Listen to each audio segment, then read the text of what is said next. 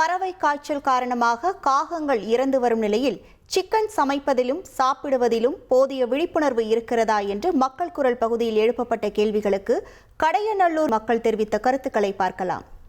நம்ம தமிழகத்தில் சில நாளாக இப்போ கடந்த சில நாளாக பறவை காய்ச்சல் தொற்று அதிகமாக இருக்குது. அதனால் எல்லாரும் இந்த வேங்கடிக்க இந்த பிராய்லர் கோழிகள் சாப்பிட்ற மாதிரி இருந்துச்சுன்னா நல்லா வேக வச்சு சாப்பிடுங்க. அதே மாதிரி இந்த நவீன உலக காலத்தில் வேகமாக சமைக்கக்கூடிய சாப்பாடு இந்த பர்கரு, பீஸா இந்த மாதிரி இதை நல்லா வேக வச்சு சாப்பிட்றதுக்கு ட்ரை பண்ணுங்கள். கடையில் மேக்ஸிமம் வாங்கி சாப்பிட்றத அவாய்ட் பண்ணுங்கள். சரியா? முடிஞ்ச அளவுக்கு நீங்களே வீட்டில் சமைச்சு நல்லா வேக வச்சு சாப்பிடுங்க. இந்த கோழி எந்த முறையில் உற்பத்தி ஆகுதுன்னு தெரியல. ஆனால் 45 நாள் உற்பத்தி ஆகுது. அதில் பாருங்கள் நிறைய கெமிக்கல், அந்த கெமிக்கல்லாம் அந்த கோழி வளருது. அதை தான் நம்மளை மாதிரி மக்கள்லாம் பொதுமக்கள்லாம் சாப்பிடுதாங்க.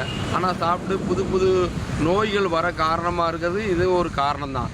அதுக்கும் இல்லாமல் ரெண்டாவது என்னென்னு கேட்டிங்கன்னா, இந்த தென்காசியில் மாவட்டத்தில் இந்த உணவுத்துறை அதிகாரிகள் இருக்காங்களா இல்லை ஊரை விட்டு ஓடிட்டாங்களான்னு தெரிய மாட்டேங்குது. அவங்க எந்த எதுவுமே உணவை தரமான முறையில் செக் பண்ணது கிடையாது. கோழி எந்த முறையில் கொடுக்குறாங்க என்னென்னு செக் பண்ணாமல் சும்மா அவியாமலுமா சாப்பிட்றாங்க இந்த பொதுமக்கள். இப்போ பார்த்திங்கன்னா நம்ம தமிழகத்தில் பறவை காய்ச்சல் அதிகமாக பரவிட்டு வருது. இதற்கு முக்கிய காரணம் என்னென்னா, நம்ம பிராய்லர் கோழிகளில் வர்ற அதோட நோய்கள் தான் அதிக காரணம். இதை நம்ம அறியாத மக்கள்கள் என்ன பண்ணுறாங்க அப்படின்னா, அதை அப்படியே உட்கொள்கிறாங்க. அது தவறான விஷயம். அந்த சிக்கனை சரியான முறையில் வேக வைத்து அதை நல்ல முறையில் கழுவி சுத்தம் செய்து அதை நல்ல முறையில் சமைத்து சாப்பிட்றது தான் முக்கியமானது இருக்கும்.